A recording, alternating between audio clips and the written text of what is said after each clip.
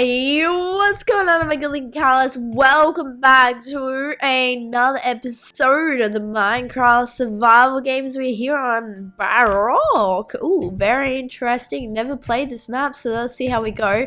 But yeah, so hopefully you guys are enjoying your day so far today. I'm having a great day also. Thank you so much for asking. These all seem to be tier 1s. That's awkward.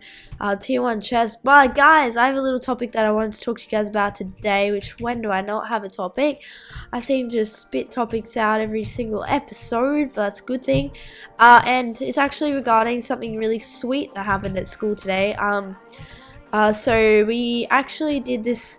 These people came to our school and they did a docudrama, which is like a drama performance and a documentary mixed into one, hence the name. If you guys don't already know, I thought I'd tell you anyways, in case you didn't. But basically it was a car crash thing because basically I don't want to head into the system of getting your license in Australia, but most of you guys are Australian already, so you probably don't want to hear it. But basically it's different system compared to like America and stuff. You don't just straight up get your license after doing a test.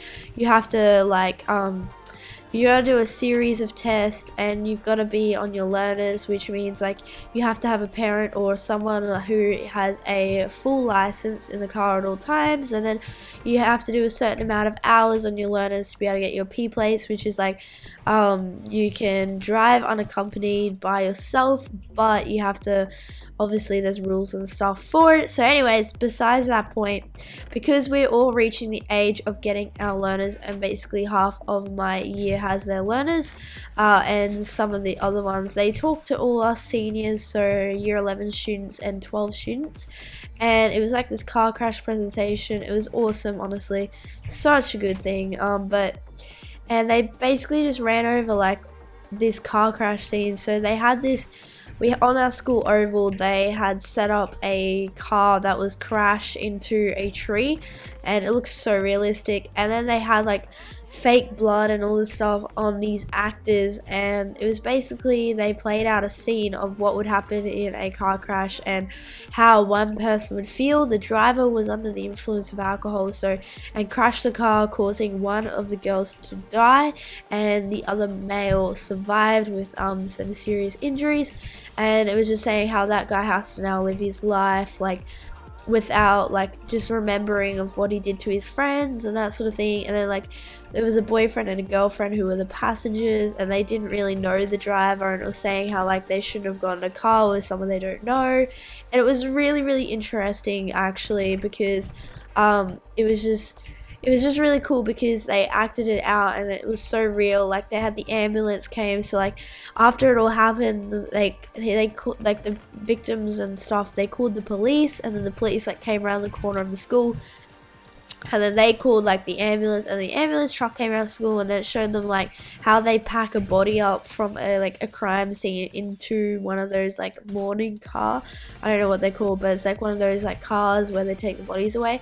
And it was actually really sad of how they do it and stuff like that. And one of the messages were that like a lot of the family members of those who passed away in car accidents, they always said like one of the biggest things for teenagers is how they're scared to tell their parents if they're in a situation that they think they could get in trouble in. Say they were drinking, they're not meant to, or something like that.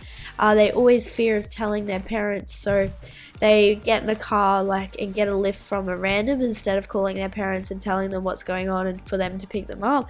They get in a car with randoms because they don't want their parents to see that sort of stuff. And it was just saying, and then it ends up in these situations where like they end up dying or like passing away because like, you know, the driver they didn't really know was under the influence and stuff like that.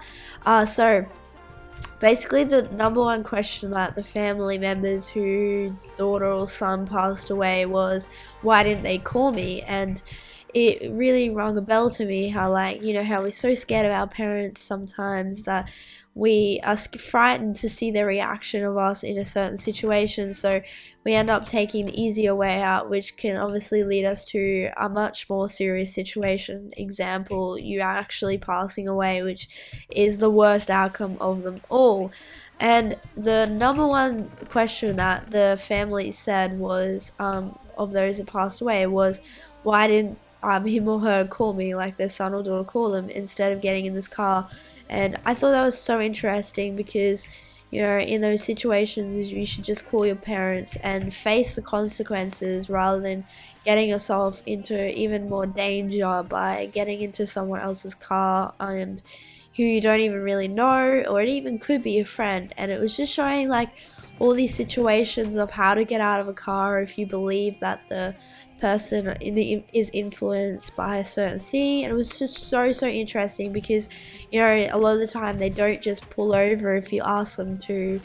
So there was all these excuses like, I need to vomit, pull over, and that would get you out of the car. There was all these different ones, like there was also like, oh my god, there's a police there, slow down, like I just saw a police camera, slow down, otherwise you might get a speeding ticket, which would slow them down. And like just stuff like that, because sometimes in the situation you could be with a friend or anyone like that where you may not want to speak up and say, hey look, can you stop speeding, or hey, pull over, I feel uncomfortable and I just want to get out of the car. And it was just things like that. It was really cool. And they did like a quiz.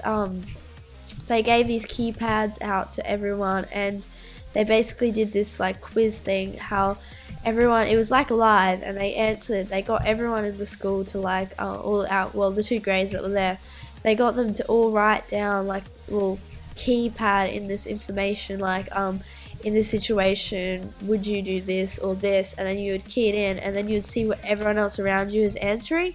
And I thought it was really interesting because yeah, there was a lot of things that I said no to that a lot of people said yes to, and I was like, wow, like you just don't expect it. So I was like, holy crap. So you learned a lot from this performance, and I think it was really beneficial to listen to it. And I don't know, I took quite a lot out of it. If I say so myself, I think I took quite a lot out of this performance. I'm pretty good by myself, like I'm pretty good myself. Like it was just saying how when you go somewhere you should plan your way home and that sort of thing before you go, and like if something happens, what would be your backup plan, and just things like that. It was really interesting, and if you ever get the chance to watch anything like it, I highly suggest it, because it was really educational. And even though I knew most of the things they said, it was really just like a real situation, like the car crash and stuff, and like how people reacted, and how this man, like this boy, basically he's a boy, he was like 16, he's now going away, like he can't do anything, like he can't travel to America or anything like that, because he now has a conviction on his record for killing someone in a car accident, which some countries don't actually accept into their country if you have a conviction like that severe. So now his life is ruined, he's in jail, he can't travel basically the world, and his careers are changed, like he can't do any of the careers he did, like any of that. Like I just think it was so like just moving, the speech, and it was just showing like how actually serious this is, and like how like your life can be just taken away in such a like small amount of time. It was really crazy. I was like, wow. But so yeah, if you guys get a chance, I highly suggest you watch something like that. So that's my tip for you guys, and just get in a car if you think it's safe, and if you feel uncomfortable at any time, then don't stay in that situation. Do your best to get out of it, because even they said like you can call the police and stuff if you think like if the person won't let you out their car, you can call the police and you don't actually have to speak.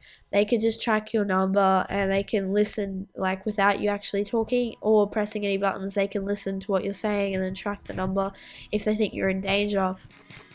And like, so they like the person driving doesn't actually have to know that you're calling the police on them, and it's a serious situation. And even if you get out the car and they end up not even having an accident, then it's better than like risking it, if that makes any sense.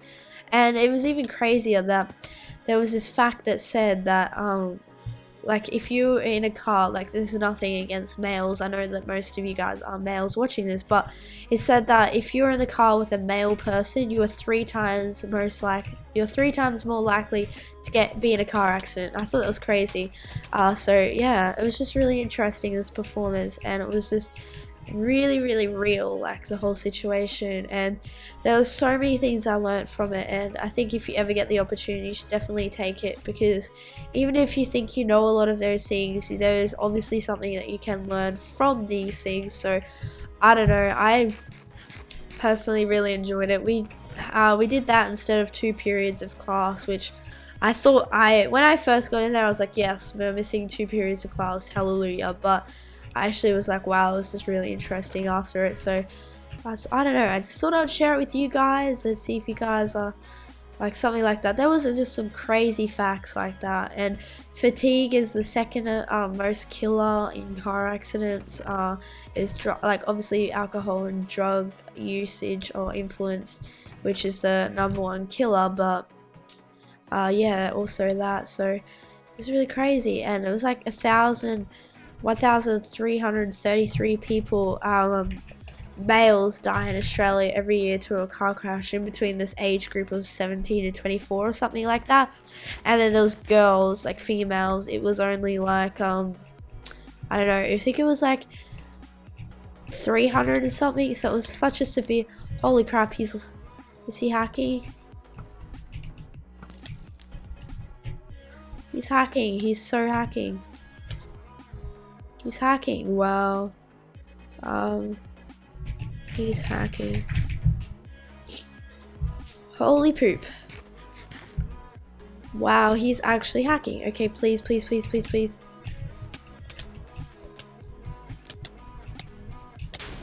Oh, wow. He's a hacker. Please kill him. He's a hacker. Wow. Yes, kill him.